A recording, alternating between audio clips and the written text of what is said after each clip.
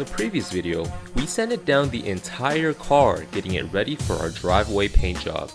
We did this using 220 grit sandpaper on an orbital sander and following it up by hand sanding with 400 grit. Hello and welcome, my name is Kevin, and if you guys are new here, welcome to the series where I'm building this Honda Civic using only parts that I find here at the junkyard.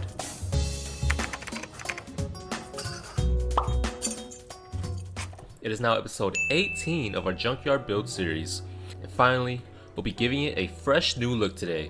But before we start painting, we just need to do a little bit more body work. Alright, so real quick, let me just show you around the car and let's verify all of the dents that I gotta fill in. Now there isn't a whole lot that needs to be done, just some door dings here and there to take care of, so this shouldn't be too much work, hopefully. I know for a lot of people that body work is a little daunting, just because of how physical it is. But look, we've already sanded the entire car, so we might as well go the extra mile to fill and sand some more, just to really make this paint job look proper. Oh, and as for the hood, in the last video I was saying that I might do a skim coat of filler to even out all of the low spots, but instead I'm just gonna cake it with primer and see if that'll do the trick. Yeah, that's pretty much it. I just got some little dents here and there, and we'll just fill it up with Bondo. Shouldn't be too intimidating of a job. All you gotta do is just, mix up the formula, mix it up, fill it in, sand it down, and then spray it over with primer and you should be good to go. So let's get on with that. I've got a couple dents here on the quarter panel that I gotta fill in, so yeah. Alright, so before we slap some Bondo onto the panels, I'm just gonna wipe down the area with a tack cloth to get rid of any leftover dust and debris that was left from sanding. Don't want to have anything causing the Bondo not to stick properly, so let's just go ahead and prepare the surfaces. Now this tack cloth is really neat because it picks up dirt really well and leaves your surface dust free. I use quite a bit of these during paint jobs, so it'd be worth to grab you a pack of them. You can find these anywhere from Home Depot, Harbor Freight, or even at Walmart. And if I haven't already said so, we are going to be working with Bondo. You can use any type of body filler, but Harbor Freight only seems to carry Bondo, so that's just what we're gonna use. We've got our Bondo as well as our mixing board. And then we've got some plastic spreaders. And everything you see here can all be found at Harbor Freight. Matter of fact, most of my tools are from there. If you've never used Bondo before, it's pretty simple. It comes with some hardener that you mix in with the Bondo product, thus creating the body filler.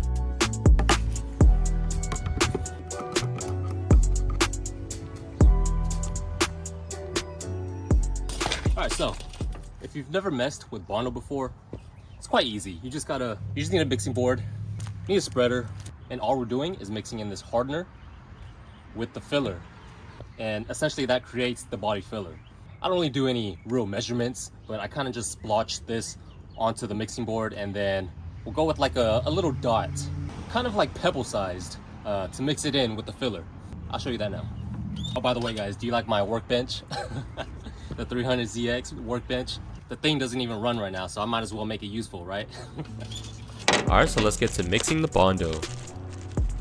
Now it comes with 3 different sizes. Let's use the biggest one.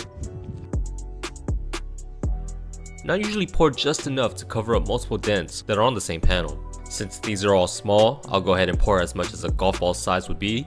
Then I'm gonna dab some hardener right in the middle.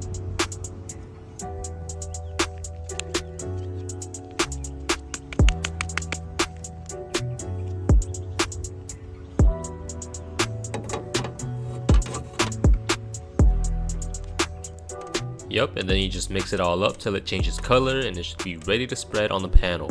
Just be careful not to spill the material while you're mixing because it does get messy. For this tiny ding in the fender, I do feel like I gave it a lot more Bondo than necessary, but it's better to have too much than to have too little. That way we can just shave it down as much as we'd like.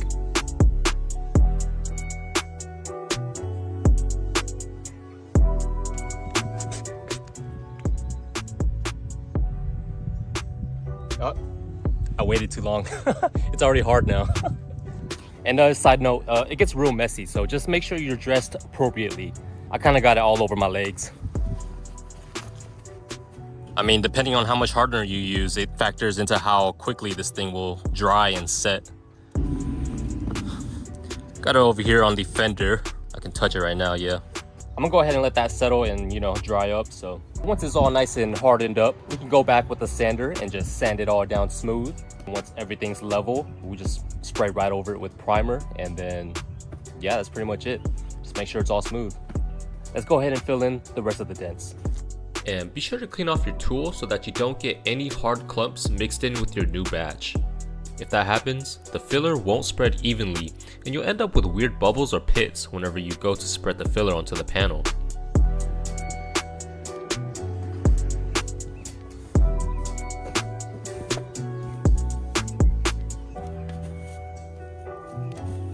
Again, I'm going to spread the filler in generously since I'll be knocking it down flat to the panel. I'd much rather work with more material so that I don't accidentally sand off too much of the filler.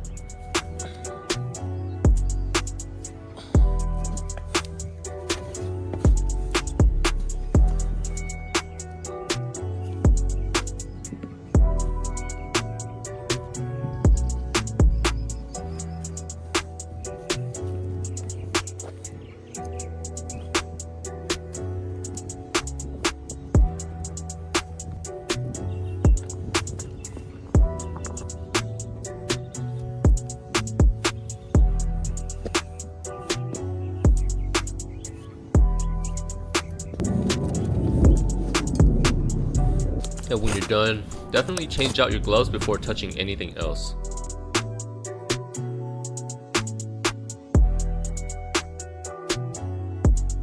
So now that we've got all of the dents filled in with Bondo, next we'll just have to sand it down all nice and smooth so that it matches up nice and flat with the panel.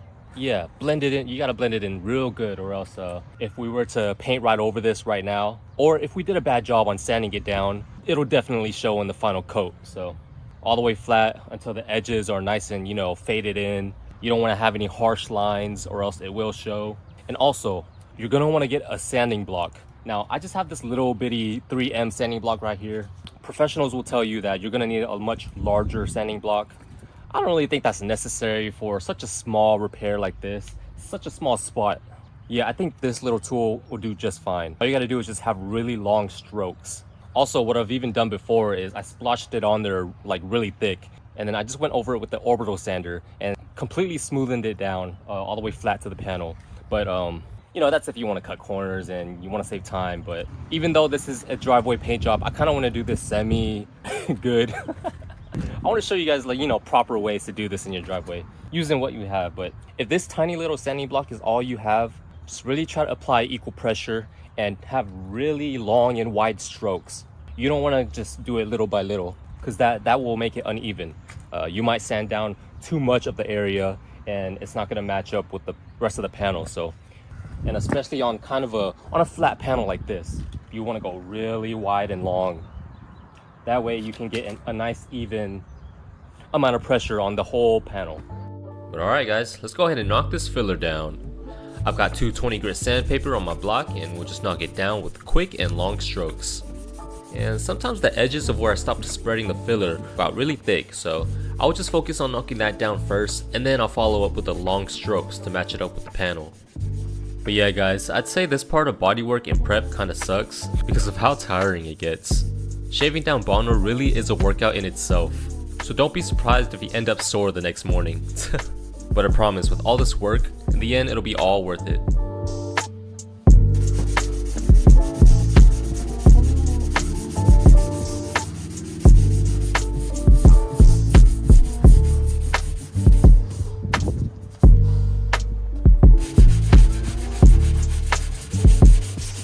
So on this fender, I'll show you guys what you should be aiming for when knocking down your body filler. You can see here that these harsh lines on the top, from where I stopped spreading the filler, these edges really have to be knocked down and feathered out so that it'll be a smooth and flat transition into the fender line. Now this could use a bit more sanding, but generally it should look feathered like this all around the edges. But also, be careful not to sand too hard or else the filler might chip and create pits. But hey, check it out, I'm all done and off camera. I actually got a spray can of primer to cover up the Bondo spots. Since I'm leaving the car outside for multiple days, covering it with primer will prevent any water from seeping into it, hopefully. Alright folks, so We are now at the section where I'm going to be masking everything up. You know, I've got all the windows to cover up, all the trims, just a whole bunch of edges that I gotta cover up. I'm gonna start off with outlining the windows and then we'll go from there, but I've got 3 rolls with me. Let's get to it. All right, so for an example, I'm gonna start off with the rear quarter window. Should be fairly easy. I'm just gonna go around the edges and tape it up. And then after we outline it, we're gonna fill it in with paper. And actually, I'm gonna use my tool to kind of fold the lip in.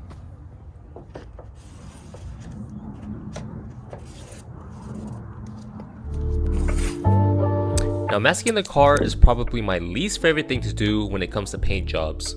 Maybe I'm just not quick or efficient enough, but this whole process usually takes me all day, or rather, long enough to call it a day's work. Here we'll be covering up all of the windows, exposed holes like the front and rear lights, closing off all of the interior and such, so it's quite a bit to do. But just like every other process of the paint job, patience and perseverance is much needed.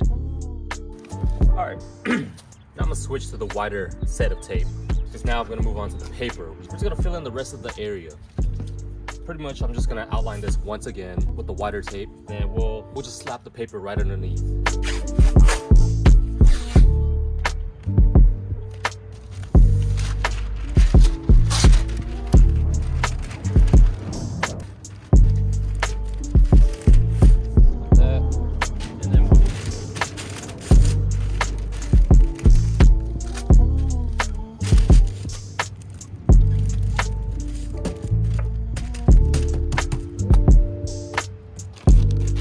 Now, I used to do this with newspaper that I had lying around, which is totally fine, but using these rolls of masking paper this time around was pretty nice. It was easy to roll out and tear away, and the masking tape sticks to it pretty decently.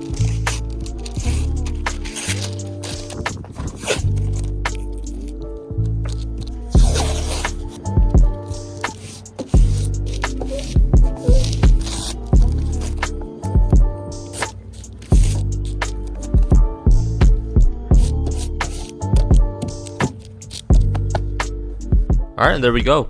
We've got the quarter glass all masked up. So now we'll just do the rest of the windows just like that.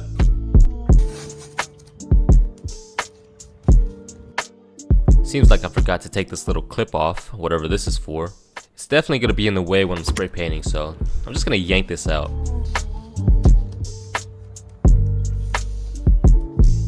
Got the driver's side all finished up. Now I'll move on to the front windshield. It's a lot of area to cover up, so I'll start by masking off the edge of the hood so that I can stick a whole sheet of paper onto it and cover up the window cowl. And this technique right here where you see me double taping the paper to secure it in place, this is how we'll be masking the doors and the wheels off later.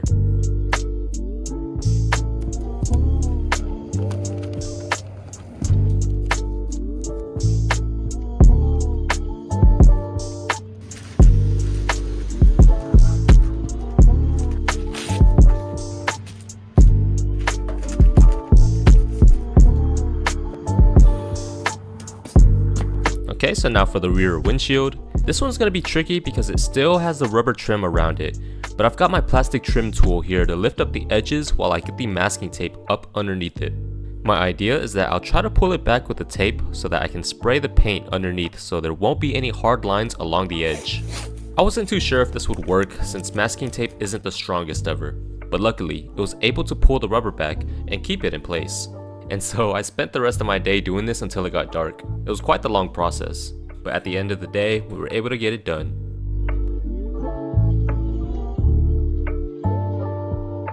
And with that, we've now got all of the glass all masked up.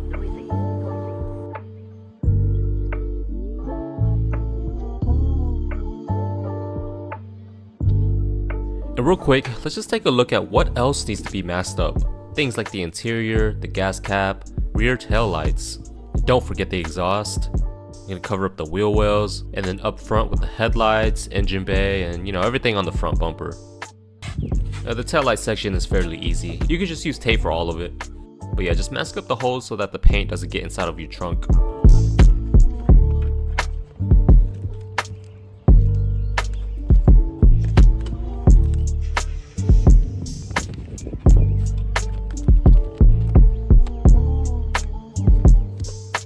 so, since I'm planning to spray paint the door jambs, I might as well pop the trunk and spray down the edges of the trunk as well. And so I'll just outline it with tape and then use paper to cover the trunk area. Oh, and if I haven't mentioned before, I absolutely hate working with plastic, so this time around I'm going with paper all around. Reason being is that the paper will absorb the paint as you spray, but with plastic, after everything dries, it'll flake off and fly into your fresh paint whenever you're trying to spray down the base coat and clear coat. Alright, now here we've got the entire trunk space masked up, and I'm able to close and open it without any issues.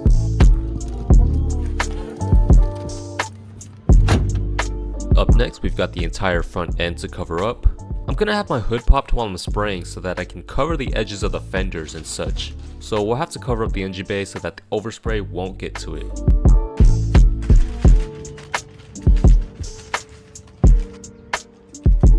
And then when that's done, I'll hit the headlights next.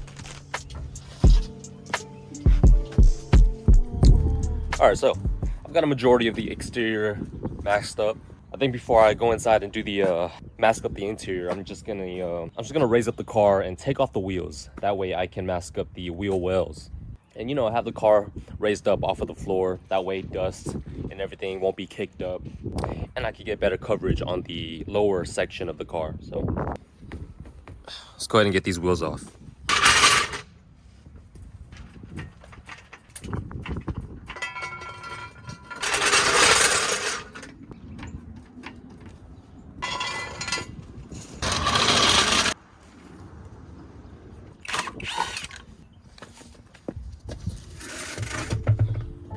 Okay, so to mask up the wheel well, I'll be using that same technique we did for the window cowl and tape up the edges from the inside first and layer the paper onto it, then outline it with tape from the outside. Now this area is pretty dirty, so make sure you clean it thoroughly so that the tape will have something to stick onto.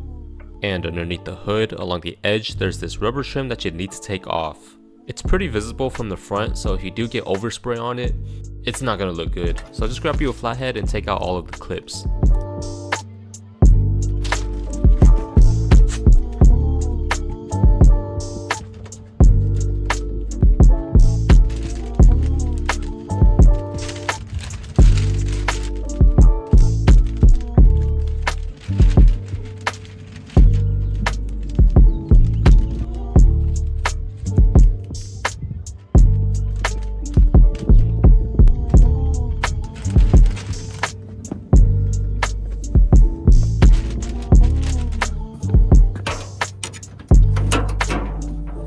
And finally, it's time to mask up the inside. Again, I'll be taping up the edges from the inside, attach the paper, and then outline it from the outside with tape once again.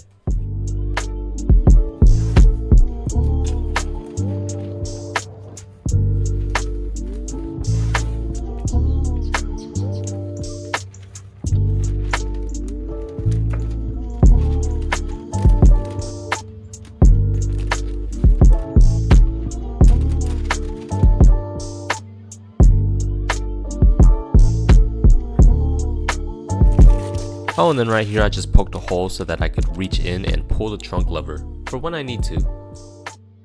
Oh, and by the way, if you haven't already, make sure you take off the nozzles for the washer fluid.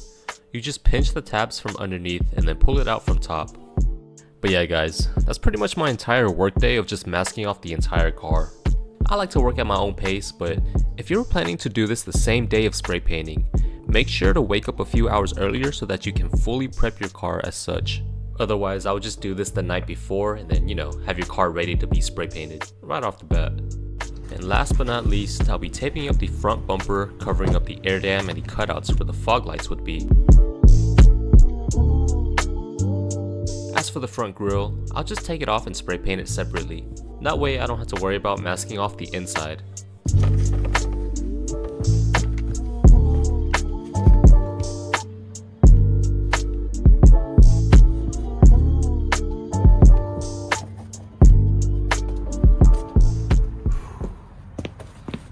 Alright, so now before I start setting up for painting and whatnot, I think one of the last few things to prepare is that I want to make an enclosure for the air compressor.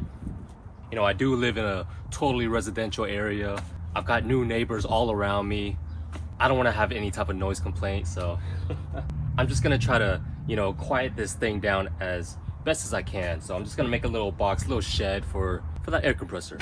As you guys know, I got that McGraw air compressor from Harbor Freight, and this one specifically is on the quieter side. I think I'm just gonna do some more extra precaution to make it even quieter.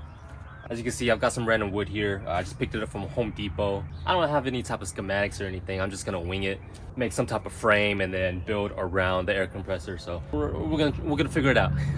So let's get to it.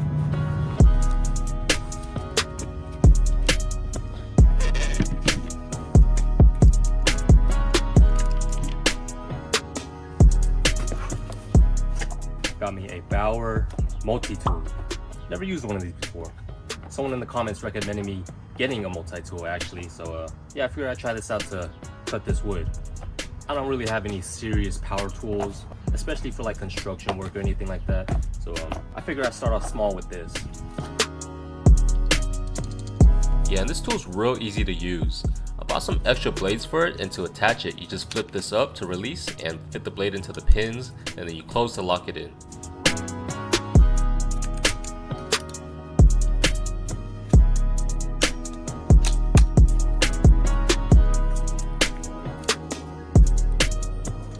And you can easily adjust the blade position so that you can cut at a better angle.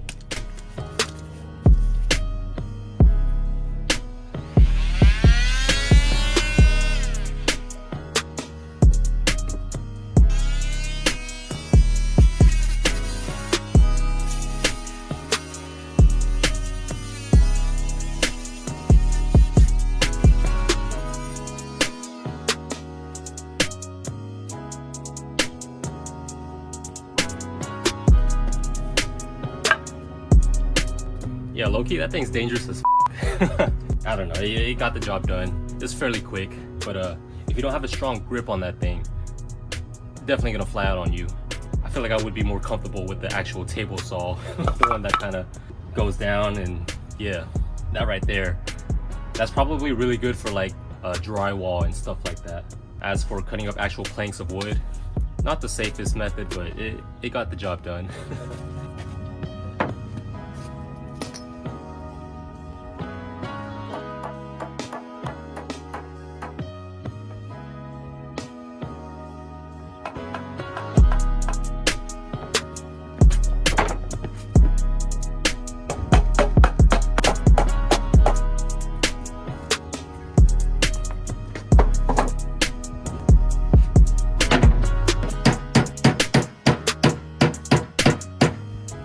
Well, so much for being quiet from my neighbors.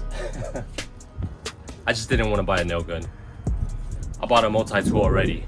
I already have a hammer. Let's just get it done.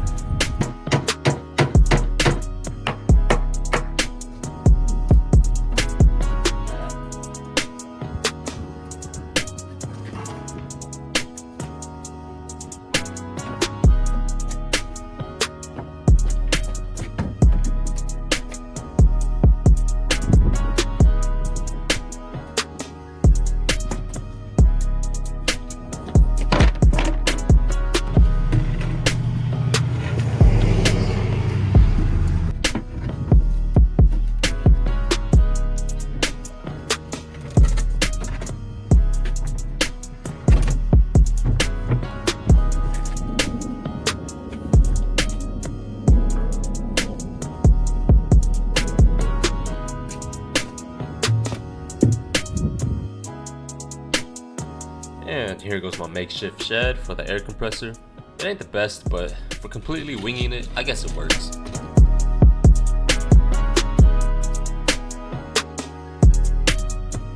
So I tried to close it off on all sides, and up here, I've got it open for some airflow. Wouldn't want the compressor to get too hot while it's running.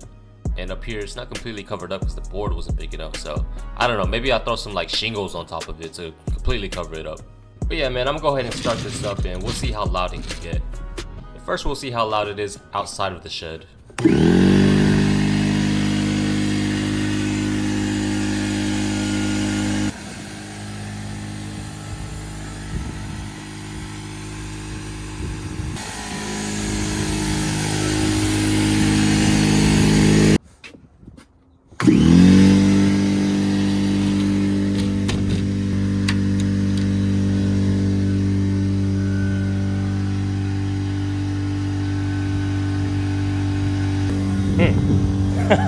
It's not really that much of a difference, I'm not gonna lie.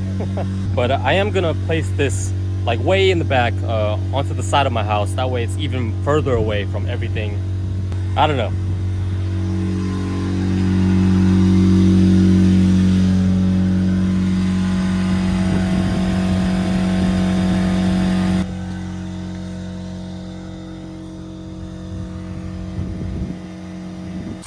I don't think it's too bad. If I made it like very airtight, it would probably be a lot better. Also, I wanted to throw in some like sound deadening inside of it as well to kind of insulate that sound, break it up even more. It kind of works. I did some walking around the neighborhood.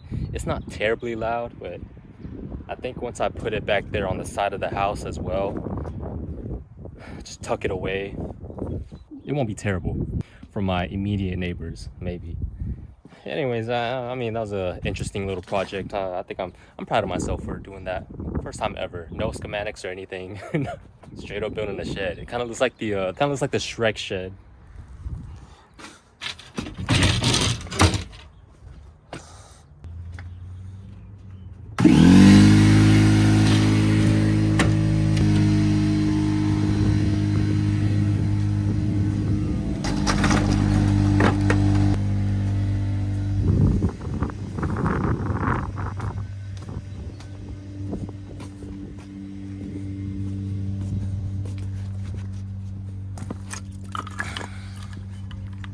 And then once I'm actually out here in the front, the sound isn't too bad. But in the future, I'm definitely going to improve on the build. But for now, let's just go ahead and focus back on the paint job. Alright, so now that I'm finally done with the air compressor situation, last few setup things that we got to do before we actually paint the car is I got to clean my gun.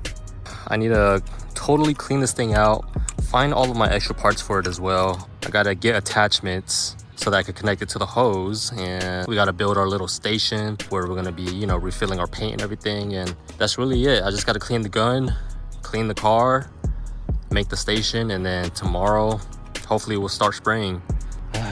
Lots of stuff to do. Yeah, no one ever said painting the car was easy. I guess I was kind of trying to advertise it as being easy, but still there's just a lot of little, you know, miscellaneous things that you got to do in order to really get the show on the road. I got my spray gun here. We're gonna have to disassemble it and then clean it out with these utensils that I got from Harbor Freight. Some acetone. Just gonna mix this in with the warm water and throw my gun in there.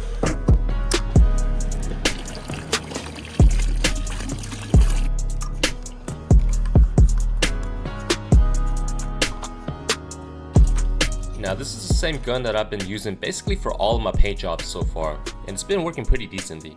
One thing you gotta do to make these things last is be on top of maintenance and cleaning. So yeah, just make sure you clean it thoroughly after every job. And if your gun is dirty on the inside with dried up paint and whatnot, it'll affect the way that the spray paint shoots out and mess it all up. You can't have anything in there clogged up or it'll struggle to spit out the material. And I find what works best is just hot water and acetone, and get you a wire brush. And one of the main things is you gotta make sure the tips are nice and clean. The spray gun's pretty beat up. I use it for everything. I shoot my primer, my base, and my clear all in this single gun. But in the future, I'll probably have a gun specifically set up for like primer, and then another one set up for base coat, and maybe a third one specifically for clear coat. But yeah, for now, this right here is all I really need.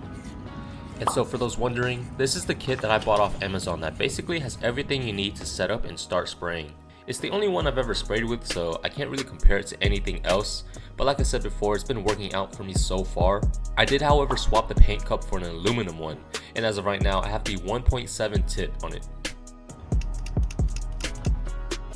And as for the cleaning procedures, like I said before, make sure the tip is nice and clean. You want to make sure it's not clogged up and there's no dry paint inside of there. You know, brush it off thoroughly with a wired brush and acetone, and this kit came with toothpicks as well, so you could poke holes in the in the nozzle. And also make sure the trigger is nice and clean. You don't want it to get stuck because of the dry paint. And then this is what the spray gun looks like all disassembled. Got every piece off and cleaned with acetone. And then whenever you put this back together, make sure both of the tips are on the gun nice and tight. If it's not on there tightly, the paint will leak from the gun.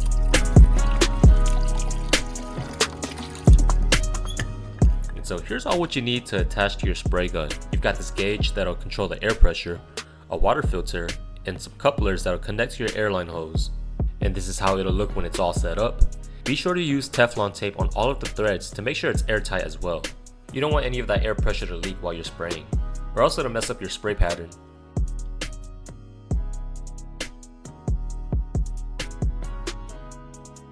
And here's where I buy all of my paint.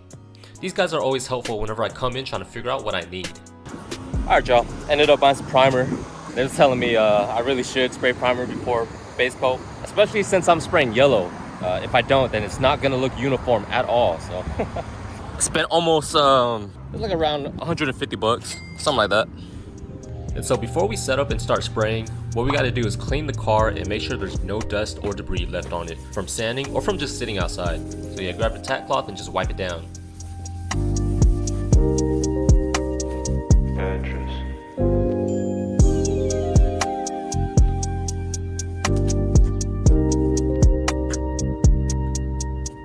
And also, one of the reasons why I hate masking is because all that effort and time kind of just goes to waste after a couple of days from the car sitting outside. The paper and the tape shrivels up and gets weak from the morning mildew and also sitting outside in the sun. And when you try to go over it with new tape, it doesn't really stick well. Yeah, just one of the downsides of doing a paint job outside. But yeah, final preparations should be complete. I've got my gun ready, paint station ready, and the car all cleaned off. Real quick though, I'm gonna hit the car with some compressed air just to get any extra dirt that I missed. I've got a tree that likes to shed here, so I'm just making sure all of the edges and whatnot are all cleared out. And then after doing the car, I'm gonna hit the floor with some compressed air just to, get all that debris out of the way. If you don't do this, then dust might get kicked up while you're actually spray painting the car. A good tip that people also recommend is spraying the floor with water. But now let's finally move on to mixing up the paint and filling up the spray gun. I've got my primer and hardener here, and these are the products that they recommended to me at the paint shop. It's a gray primer, and for yellow base coat, you generally want a light colored primer like gray or white. And accessories you'll also need for this will be your mixing cups that have measurements for the mixing ratio, paint cup filters, mixing sticks, and a stand to hold up your gun while you pour the paint in. I got mine from Harbor Freight just like every other tool that I have.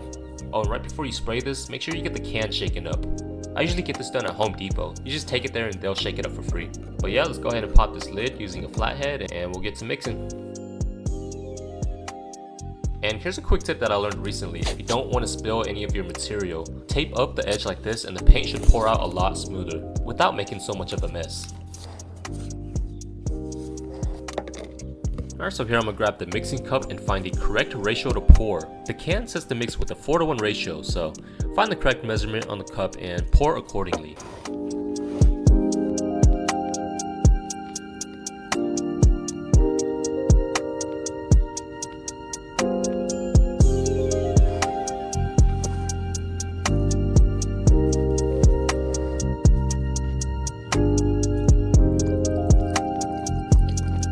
Alright, and after pouring in the correct measurement of primer to hardener, go ahead and give it a good stir and we'll pour it into the cup using the filter so that no weird clumps or sediments go into the paint gun.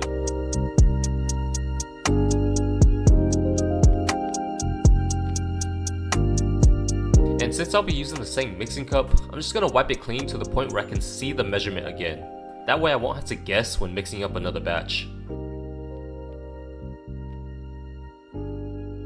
Make sure the lid is on there tight and you have the correct air pressure, otherwise you'll have paint spilling out from the top. I generally like to set it to 20 psi and kind of just adjust it as I go. Like if I have too much material spitting out and it's not atomizing properly, I'd go ahead and raise the psi by turning the knob on the gauge that I have connected to the gun. Either that or I'll adjust the knob on the gun itself that affects how much material is let out when you pull the trigger. Other than those settings, I don't really touch anything else. I just have the spray pattern set to be as wide as possible to get a good amount of coverage. Oh, and sorry about this camera angle. I had it mounted to my chest, but I guess you just can't really see anything from this. I think I'll have to get a head mount for next time. So, when it comes to technique whenever you're spraying, I've always tried to keep a steady pass while being maybe 2 to 3 inches away from the panel and doing about a 75% overlap. Also, something I've changed about the way that I spray is that this time around, I'm fully holding down the trigger for a majority of the panel versus constantly lifting the trigger after every single pass.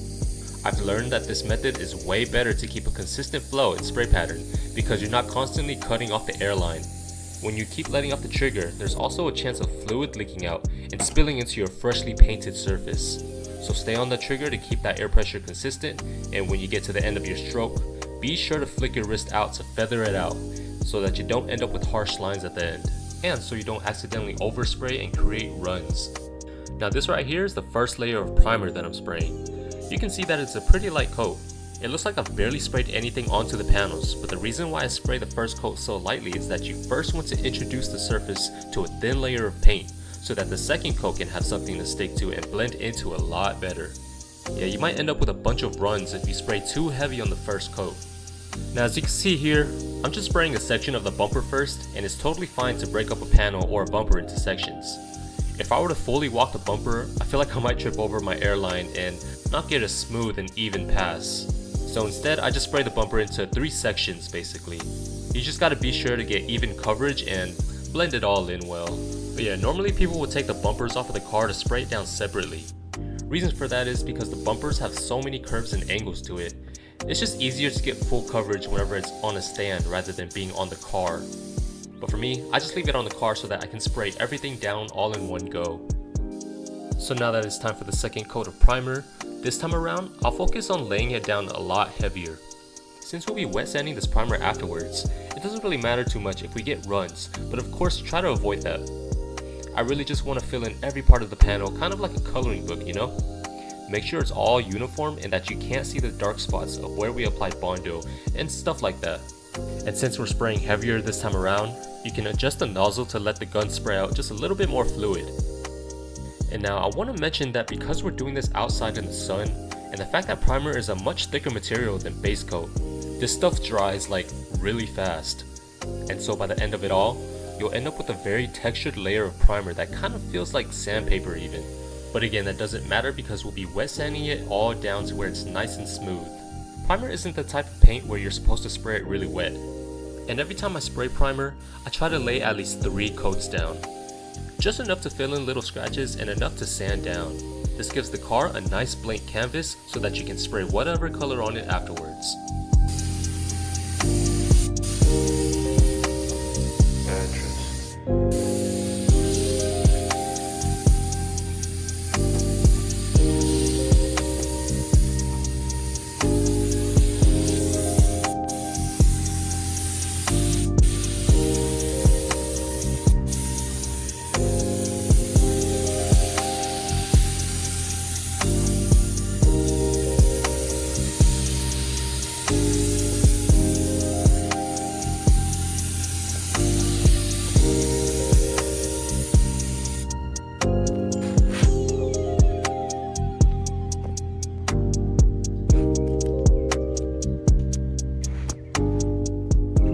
To mask up the exhaust, so I have to clean that up with acetone later. But yeah guys, since this primer is getting sanded down, it doesn't really matter as much if you mess up here. So if this is your first time spray painting, I would use this time to really practice on getting a good technique down for your passes, and practice setting up a good fan pattern. Make sure you remember to hit every single part of the panel and, in between the edges and whatnot, figure out how you want to section it off and what body parts you need to focus on to try and not mess up. Oh, and during the paint job, you'll be mixing and reloading your gun pretty often. 1 cup of paint allows me to get half of the car done before having to refill, so just keep that in mind. And now folks will tell you to spray the roof first so that you don't accidentally lean into your freshly painted door panel. But for me, it doesn't really make sense because I'm spraying down multiple coats. I would have to hit the roof for a second time while the door panel is still wet anyway. So yeah, just start wherever you feel comfortable. I usually start on the fender and move gradually to the rear end, then hitting the passenger side, and lastly the front end, hood, and then the roof. Oh, and then I gotta hit the door jambs, of course. Yeah, that's kind of just my method. The whole process ends up to be like maybe 2 or 3 hours. I'm not sure if that's the regular time span, but it's like I am spraying down a whole entire car and doing multiple coats.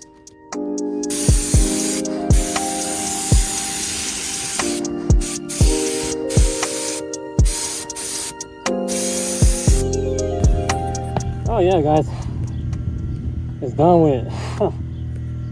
I got 3 coats on it, should be good.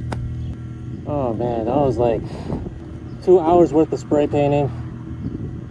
Now I'm about to do like 10 hours worth of resting. Relax for a bit, start cleaning up, and I'll give you a little walk around. Alright, so guys, we finally got the car all one color. It's got a nice layer of primer on it. Just checking the car to make sure we didn't miss any spots. And I don't know, to me it looks pretty good. All we gotta do now is just wet sand it. And now that it's all primered up, this right here will basically show you all of the stuff that you missed during the bodywork section. Like I can already tell on some spots where I didn't sand as much, and then other spots where I could have put Bondo, but it is what it is. And then guys, once you're done, just immediately disassemble your gun and clean it out. I don't care how tired you are, you absolutely need to get this clean, or else it'll be a struggle once it's all dried up in there. Okay, so it's the next day and the primer's all nice and dry. What we've got to do now is wet sand the entire car down with 400 grit sandpaper. For this, you want to sand with less pressure, so don't push down too hard while you're wet sanding, or else the paper will grab chunks of the primer and you'll end up with a lot of pits in the surface.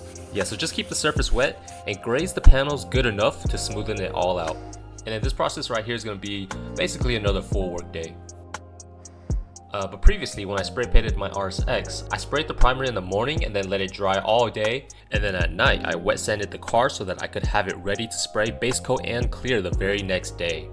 And then once you're all done, go ahead and clean off the car, wipe it down, give it a wash, degrease it, and then hit it with a tack cloth.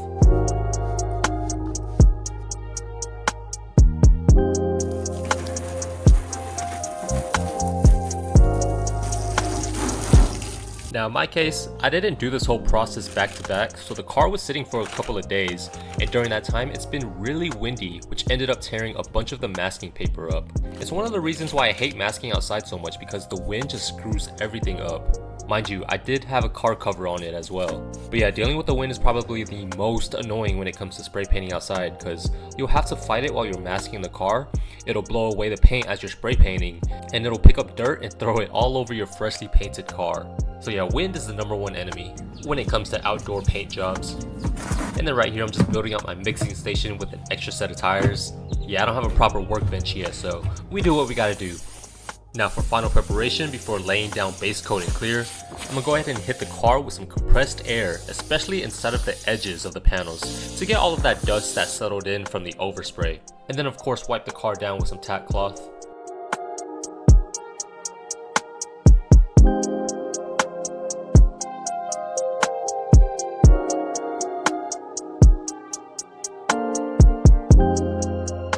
And remember when I said wind is the #1 enemy? Yeah, it's just way too windy out here today, so I decided to wait till the next day to spray. Alright y'all, take a look here. I know I said I was going to do Type R yellow, but guys, I had to go the affordable route. So we are instead going with Corvette yellow. Yeah, I hate to lead y'all on, but like the whole premise of my channel is DIY, cheap and affordable, so this time around we're just going to go with the real basic yellow. And it's not too far off from Phoenix yellow, so yeah, if I were to get a gallon of just the Type R yellow, that itself would have been like 600 bucks for me. And on top of that, I would have to get reducer, clear coat, activator, and all that extra stuff. But yeah, for this entire package right here, this was maybe half of what the Type R yellow would have cost me. So I hope you guys don't mind me cheaping out this time around. Even the guys at the paint shop were telling me like, oh, this will be a more affordable option than what I was originally trying to do. But anyways, enough yapping. Let's go ahead and mix this paint up and we'll get to spraying. This paint right here, he recommended me to do a 2-to-1 ratio. So we'll just mix it up real quick and then load it up into the gun.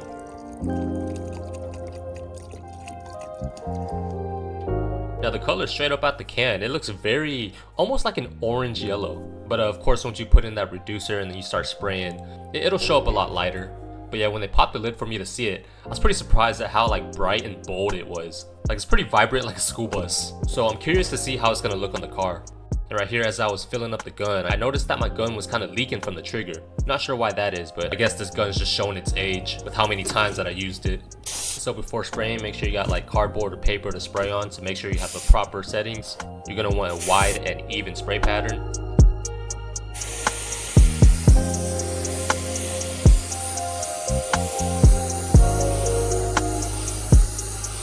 And after spraying down this fender, I noticed that there's a little bit too much material coming out of the gun, so I went ahead and upped my PSI a little bit. That way I can give the car a nice light coat, and then I'll readjust it for the second and third coat afterwards. Again, I apologize for the camera angle, but I hope that you can get a general grasp of how I'm spraying it down. Like I said before, just like a coloring book, get full coverage, have even passes. You know, I try to do a 50 or 60% overlap, and just try to have a steady hand, be consistent with your strokes, maintain a good distance, maybe like 2 to 3 inches away. Make sure you're flicking away at the end of each stroke, and make sure you're kind of quick with it. You know, you don't want to stay on a spot for too long and then build up that paint, which will cause a run.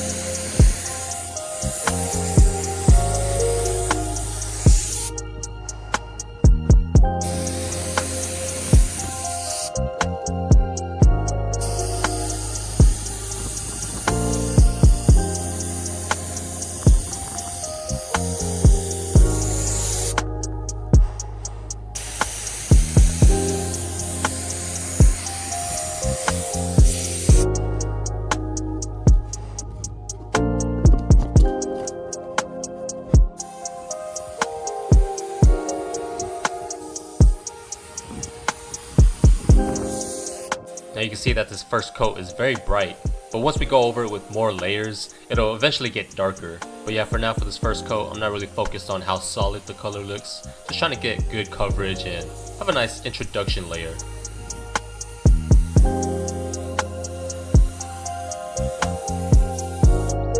So when it comes to the hood and the roof, I always find these difficult to spray just because I'm not the tallest guy ever, so having to really stretch and reach to get full coverage is kind of a pain for me. Previously, I've had the issue of tiger striping on these big panels just because I couldn't really spray my passes evenly. But a tip for the hood is that you could first spray it vertically and right after spray it horizontally, and that will kind of even it out and not cause any tiger striping. So yeah, if you got short arms, I'd probably recommend to take off the hood and spray it separately.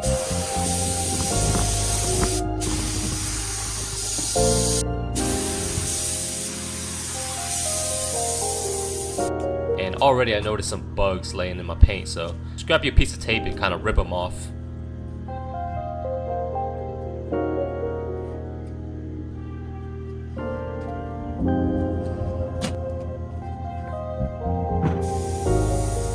And right here, now I gotta spray the roof. I'm struggling a bit because my SpongeBob chair isn't quite tall enough for me to really reach and get to the middle. Oh, be careful not to let your airline hose touch the car while you're doing this. But I should have gotten a taller step ladder for this part.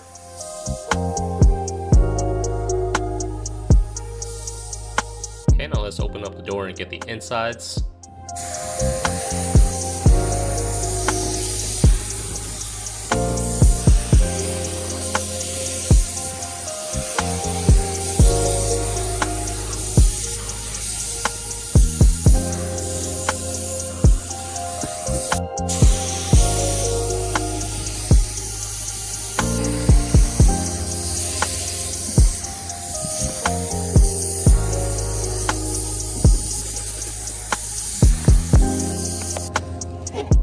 So now that I got the car all sprayed down with the first light coat, the second time around I'm going to focus on really making it look solid.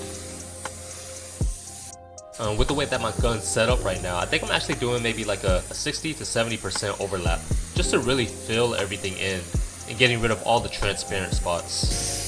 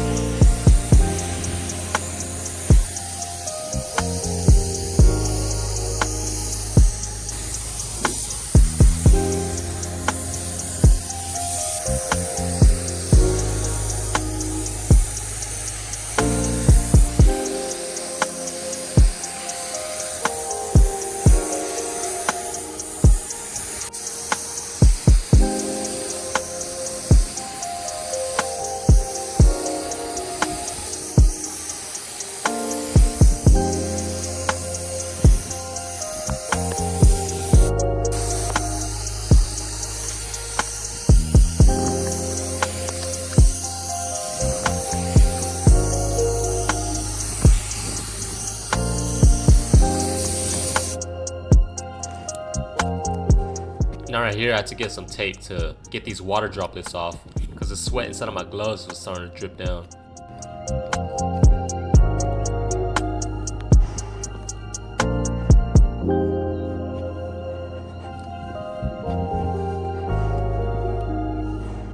Alright, so I'm done with the second coat and it looks like the car is pretty much all sprayed down. There are some spots that look like I could get more paint on it, so we're gonna go ahead and hit it with the third and final coat to really even out the paint and make it look even more solid.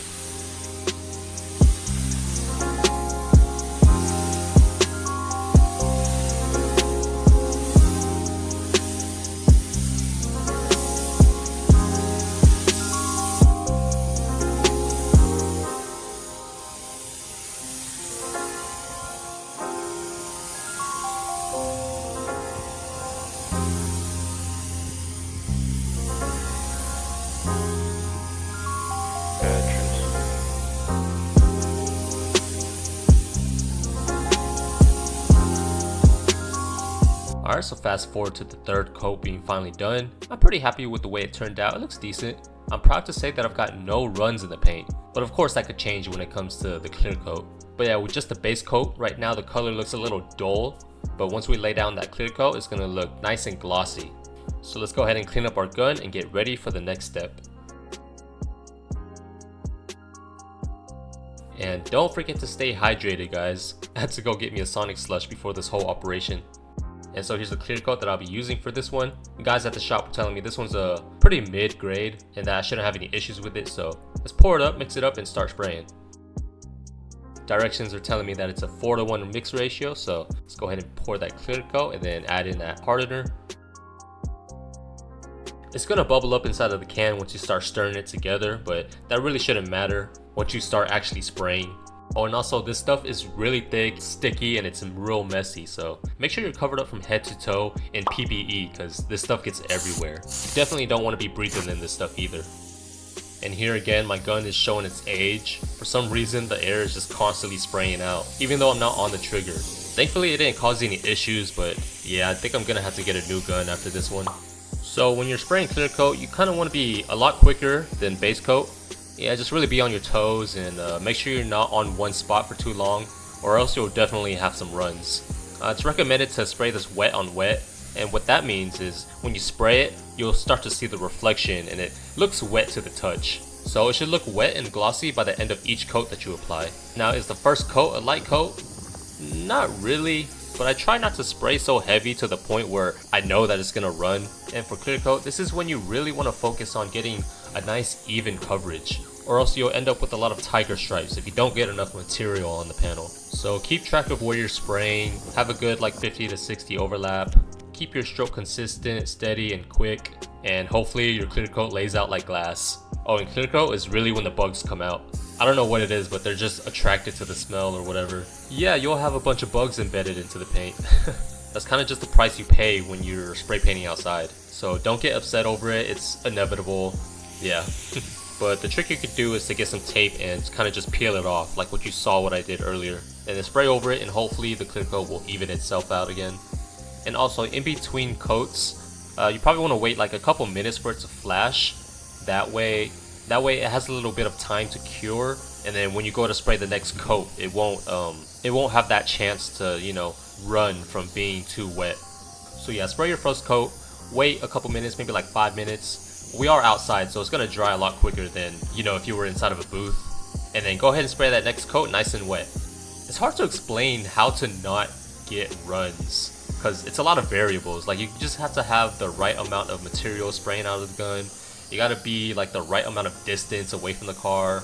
It depends on the speed of your stroke. Yeah, I guess my general tip would just be quick with it.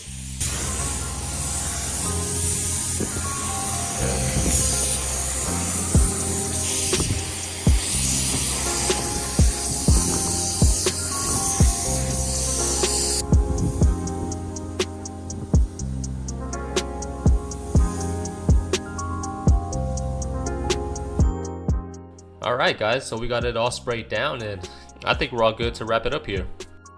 I've got 2 solid coats of clear coat on there.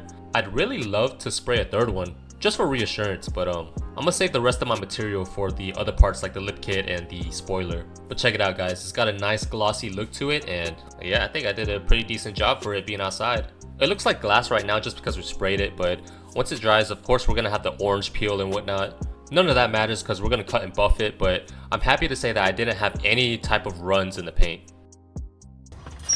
Guys, what a day. I'm so glad that I'm done with this. Well, I'm done with the main part. I still gotta spray the extra parts like the lip kit, the spoiler, and side mirrors and all that. But I just really wanted to get this done to, you know, wrap up the video, push out a video for y'all this month. I know I missed February, so hopefully I can get this out soon. But yeah, man, finally done. I'm pretty exhausted right now, so I'm just gonna focus on cleaning up my gun. Yeah, I'm gonna come back to y'all in a couple of days after it's, you know, kind of cured a little bit. So yeah, I'll see y'all. Alright guys, so it's the next day. I'm gonna go ahead and rip this paper off. Really, you're supposed to do this when the paint is still wet so that you don't accidentally, you know, crack the paint that's all dried up. But we'll try to be careful.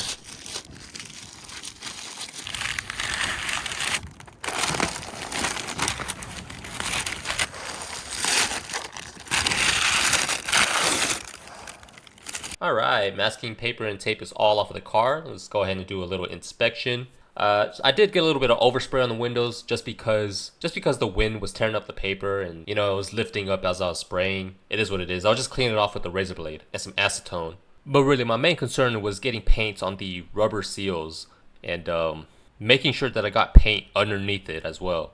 As you can see here, the masking tape wasn't able to lift it up well enough, and so I wasn't able to get full coverage underneath there. I'm probably going to have issues of the paint chipping here in the future. But let's go ahead and check out the quarter panel where I applied Bondo at.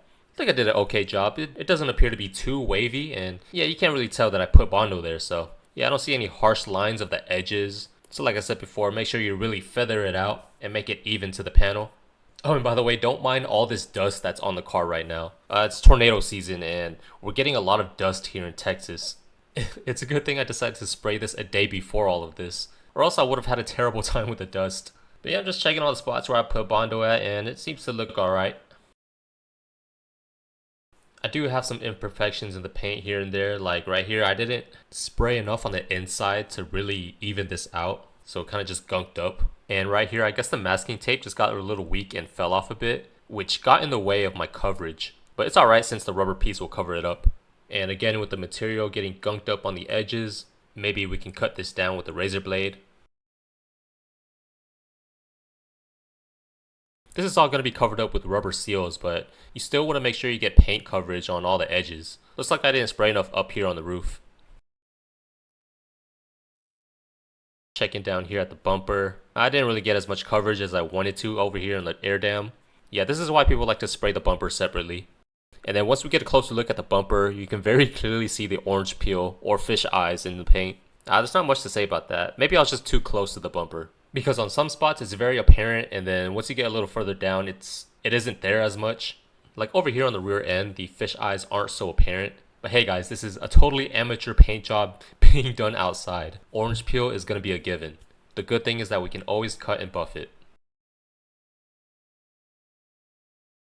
One thing I was worried about was the roof, because I was afraid of not being able to get full coverage on top. But I think it came out okay. Here's what the inside looks like with the door jambs painted. Some of the spots are a little bright since I didn't get enough coverage, but I think most of this is going to be covered up with rubber seals and plastic parts and whatnot.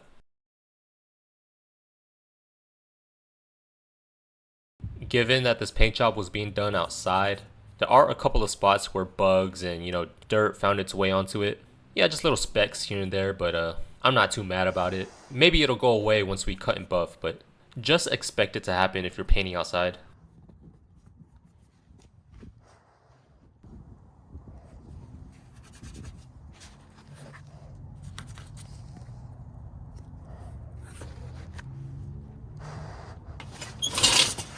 Woo.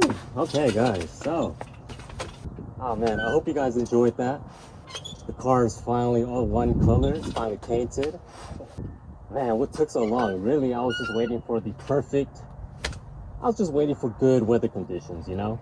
That's really the main thing you gotta look out for whenever painting outside.